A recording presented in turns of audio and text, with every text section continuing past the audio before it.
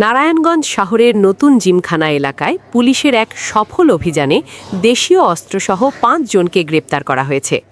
মঙ্গলবার গভীর রাতে গোপন সংবাদের ভিত্তিতে অভিযান পরিচালনা করে নারায়ণগঞ্জ সদর মডেল থানা পুলিশ। পুলিশ জানায়, দীর্ঘদিন ধরে ওই এলাকায় একটি বাসাকে কেন্দ্র করে গড়ে উঠেছিল একটি সংঘবদ্ধ অপরাধ চক্র। মাদক কেনাবেচার আড়ালে তারা চালাত নানা ধরনের অপরাধমূলক কর্মকাণ্ড। অভিযান চলাকালীন রাব্বির বাড়ি থেকে মোহাম্মদ রাব্বি হাসান, হৃদয়, মোহাম্মদ পাভেল, মোহাম্মদ হাসান এবং আব্দুল মান্নানকে আটক করা হয়। এ সময় তাদের কাছ থেকে উদ্ধার করা হয় বেশ কিছু দেশীয় অস্ত্র।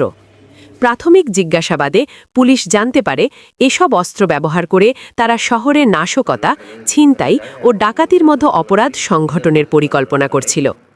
এ বিষয়ে মোহাম্মদ আব্দুল হালিম, অফিসার ইনচার্জ, জানান, গোপন সংবাদের ভিত্তিতে দ্রুত অভিযান চালিয়ে একটি সক্রিয় অপরাধ চক্রকে গ্রেপ্তার করা সম্ভব হয়েছে। তিনি আরও বলেন, মাদক, চুরি ও ছিনতাইয়ের বিরুদ্ধে পুলিশের অবস্থান অত্যন্ত কঠোর।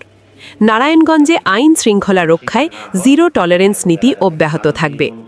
গ্রেপ্তারকৃতদের বিরুদ্ধে আইনগত ব্যবস্থা প্রক্রিয়াধীন রয়েছে এবং তাদের সঙ্গে জড়িত অন্যদের গ্রেপ্তারে অভিযান চলছে। নগরবাসীর নিরাপত্তা নিশ্চিত করতে পুলিশের এমন তৎপরতা অব্যাহত থাকবে, এমনটাই প্রত্যাশা সবার। রাব্বির বাড়িতে বিপুল পরিমাণ মাদক বেচাকেনি হচ্ছে, সেই সংবাদ পেয়ে আমি সঙ্গ অভিযান ফোর্স নিয়ে ঘটনাস্থলে জিমখানায় যাই এবং অভিযান পরিচালনা করার কালে এই ধৃত ৫ জন ব্যক্তি, আপনি ইতিমধ্যে তাদের নাম জেনেছেন, তাদের কাছ থেকে দেশীয় অস্ত্র উদ্ধার হয়েছে। এই অস্ত্রগুলি বিভিন্ন নাশকতামূলক কর্মকাণ্ডে, চুরি, ছিনতাই, ডাকাতি, বিভিন্ন নাশকতামূলক কর্মকাণ্ডে ব্যবহার করে মর্মে তারা স্বীকার করে। সেই বিষয়ে আমরা অভিযানটা পরিচালনা করি।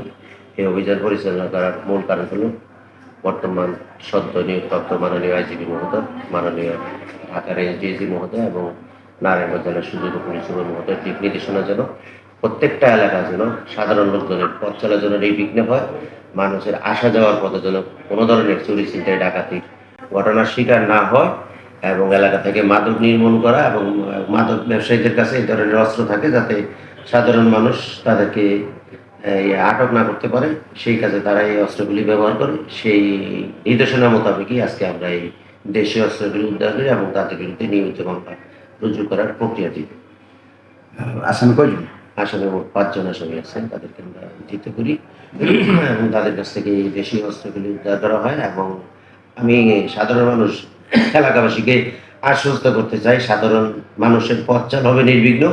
এলাকার সাধারণ মানুষ, ধর্মপ্রাণ মানুষ যাতে নির্বিঘ্নে মসজিদ, মাদ্রাসায় আসা যাওয়া করতে পারে এবং ব্যবসায়ীরা নির্বিঘ্নে ব্যবসা বাণিজ্য করতে পারে, সেই জন্য এই এলাকায় যারা অস্ত্রধারী আছে তাদের আমরা লিস্ট করে তাদের বিরুদ্ধে আইনানুগ ব্যবস্থা নিচ্ছি এবং আমাদের অভিযান অব্যাহত আছে।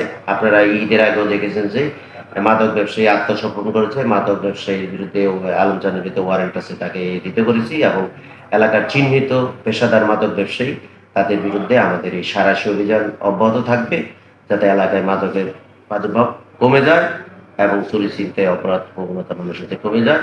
আর এই ধরনের অভিযান অব্যাহত থাকলে এলাকার সাধারণ মানুষ, জনগণের স্বস্তি পাবে এবং সাধারণ মানুষের পথ চলা নির্বিঘ্নে হয়। স্কুল কলেজের শিক্ষার্থীরা যেন তাদের পথ চলার পথ সুগম হয়, সেই জন্য আমাদের এই মাননীয় সুযোগ্য পুলিশ সুপার নারায়ণগঞ্জ মহোদয়ের দিক নির্দেশনা মোতাবেক আমরা এই অভিযান পরিচালনা করি এবং আমাদের আগামী দিনগুলোতে আমাদের এই অস্ত্র এবং মাদকের বিরুদ্ধে, চাঁদাবাদ, সন্ত্রাসীদের বিরুদ্ধে আমাদের অভিযান অব্যাহত।